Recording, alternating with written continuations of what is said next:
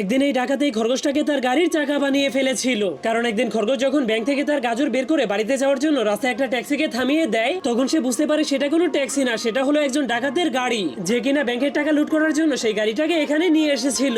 এই জন্য ডাকাত খরগোশটাকে তার গাড়ির মধ্যে দেখে বন্দুক দেখিয়ে ভয় দেখাতে শুরু করে দেয়। এরপর তাকে বলে, তুমি এই কথাটা কাউকেই বলবে না। এটা বলার পরেই সেই খরগোশটাকে কিডন্যাপ করে নেয়। কিন্তু তখনই তারা গাড়িতে পেট্রোল ভরার জন্য থেমে যায়। তখনই খরগোশটা সুযোগ পেয়ে গাড়ি থেকে নেমে পুলিশকে ফোন করার জন্য চলে যায়। যা দেখার পর সেই ডাকাতের লোক জলদি করে তাকে ধরে আবারও গাড়ির মধ্যে নিয়ে যায়। কিন্তু খরগোশটা তার সাথে করে সেই টেলিফোনটাকেও নিয়ে যাওয়ার কারণে তার অন্য পাশের পুলিশ অফিসার বের হয়ে আসে। কিন্তু এরপর হঠাৎ করে তাদের সামনে গাড়ি থামিয়ে দেওয়ার সিগন্যাল চলে আসে। এই জন্য ছোট ডাকাত খরগোশকে সামনে ট্রেন আছে কিনা তা দেখার জন্য পাঠিয়ে দেয়। কিন্তু খরগোশটা চালাকি করে তাদেরকে মিথ্যা কথা বলে দেয়। কিন্তু তখনই হঠাৎ করে একটা ট্রেন এসে তাদের এবং তাদের গাড়ির অবস্থা একদমই খারাপ করে দেয়। এই জন্য ডাকাতদের বস অনেক রেগে সেই খরগোশটাকে দিয়েই তাদের গাড়িটাকে ঠিক করায়।